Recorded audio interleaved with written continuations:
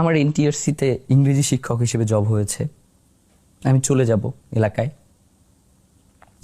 ভাই আমাকে রাখলেন না, রাতে সবাইকে বসায়া ভাই অঝোর ধারায় কাঁদলেন মোনাজাতে। ভাই আমাকে ছেড়ে দিলেন যে আগামীকাল সকালে তুমি চলে যাও।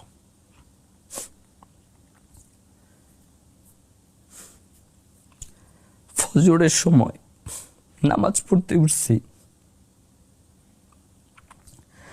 ভাই আমার হাতটা ধরে বলতেছে, জাবের তুমি গেলে আমি খুবই একা হয়ে যাব।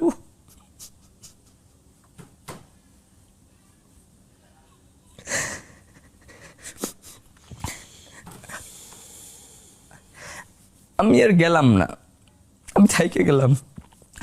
আমার কেরিয়ার সামনে করা যাবে, সমস্যা নেই, কিন্তু ভাই তো আমাকে একা রেখে চলে গেল।